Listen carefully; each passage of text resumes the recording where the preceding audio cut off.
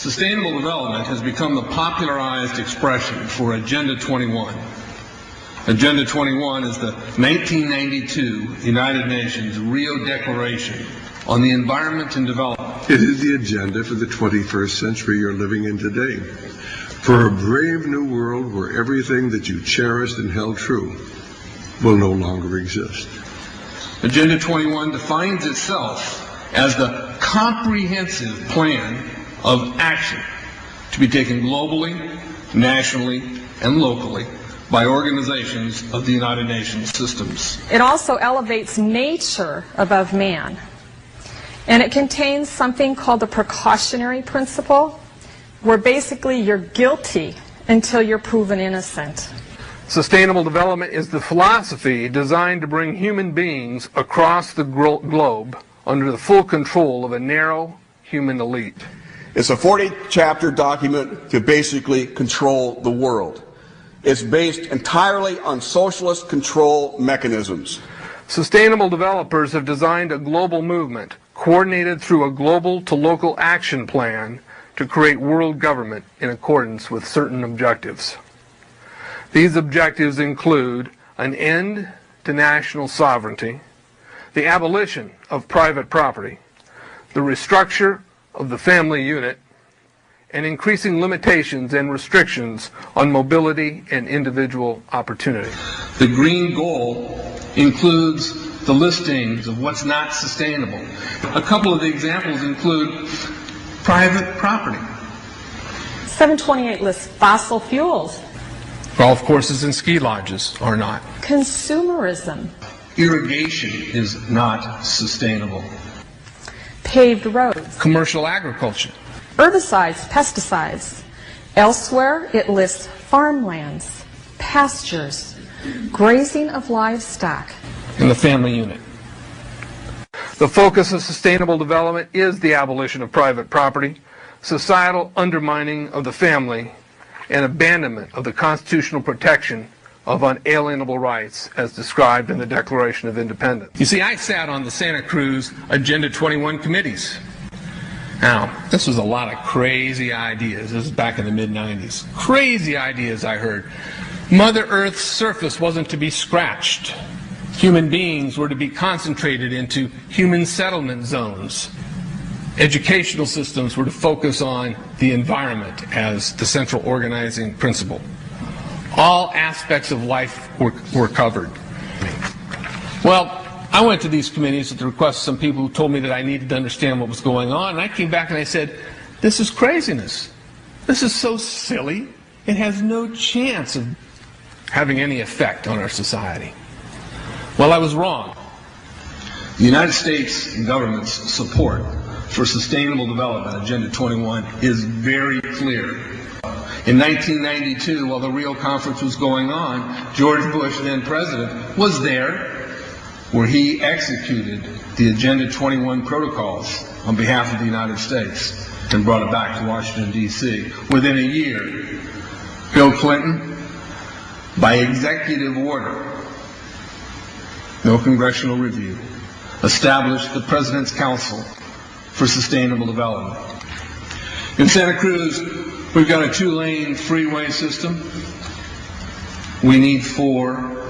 But what we're getting is hundreds of millions of dollars of federal money to take a dilapidated rail line that Southern Pacific wants to put in the hands of somebody else so that a commuter line can be built along the railroad track. That'll be followed by 14-story buildings where people will live and stack them and pack them units, where developers, or so-called sustainable developers, will build these high-rises with federal dollars. In fact, Santa Cruz has received a $300 million federal grant to build the first 3,000 of these stack them and pack them units. The County Board of Supervisors has said, if you are a sustainable developer, you're immune from any construction defect liability. It's a partnership between selected developers building this new world order and the government using the American taxpayer dollars in order to do it. This is a map of the Wildlands Project. To explain the map, the red are areas that are to be off limits to human beings. No resource development, no human activity. If you live there, you won't. The yellow areas are the areas for major control of all human activity. If you live there, you won't. The black areas, the black dots, are the smart growth zones. That's where human beings are to be stacked and packed in small living units along rail tracks.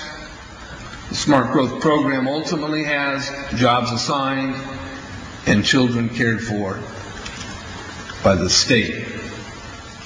The question has been asked many times how the people who are perpetrating these things expect to do this and make it last. And the answer to that is that you steal a generation of children and you indoctrinate them so that they accept these ideas and they become global citizens in the coming global village. UNESCO came out and declared 2005 to 2015 the decade of education for sustainable development. But they go on to say that it will encompass the 40 chapters of Agenda 21. That is your federal national curriculum. The entire purpose of second grade social studies is to transfer loyalty from the family to the government and teach them about sustainable economic consumption. Students construct their own understandings of reality and realize that objective reality is not knowable. So why bother? The truth is, the truth which keep men free is being suppressed in order to prop up the attitude training agenda. And it moves on. This is our new math called connected mathematics. Standard 3 tells us that students learn that mathematics is man-made, that it is arbitrary, and good solutions are arrived at by consensus. Most of us assume 2 plus 2 is always going to equal 4. You're wrong. We might reach a new consensus. How well does it work? Well, they tell you in the teacher's guide in the back, it tells us that because the curriculum doesn't emphasize arithmetic computations done by hand, some students may not do as well on tests assessing computational skills. We believe such a trade-off in the favor of CMP is very much to the student's advantage in the world of work. Our children are mathematically illiterate on purpose. How do I know on purpose? Why isn't this just a basic bad idea? Because the Sustainable Development Plan tells us so. Generally, more highly educated people who have higher incomes consume more resources than poorly educated people who tend to have lower incomes. In this case, more education increases the threat to sustainability. Charlotte Iserby, I owe you an apology. I did not believe for the longest time it was a deliberate dumbing down. I thought the dumbing down was a natural consequence of a bad idea. Folks, it's deliberate. It's deliberate. The sustainable globalist goal is the orchestration of a planned fall of American principles, values, and lifestyles. The effect on the average American will be devastating. With modernizing technology, the ordinary person will live without independence, privacy, or substantive rights. Another press conference that I attended was the ICLE group, the International Committee for Local Environmental Initiatives. It helps in the implementation of Agenda 21 in all of our local communities. And one of the speakers was a Harvey Reuven, who happens to be the vice chair of ICLE. And I asked him about the correlative rights that Americans derive from the United States Constitution and the Bill of Rights. And that, of course, is your individual liberties, your private property, your freedom of speech. Asked about it clashing with Agenda 21. And you know what his response was? Individual rights must take a back seat to the collective.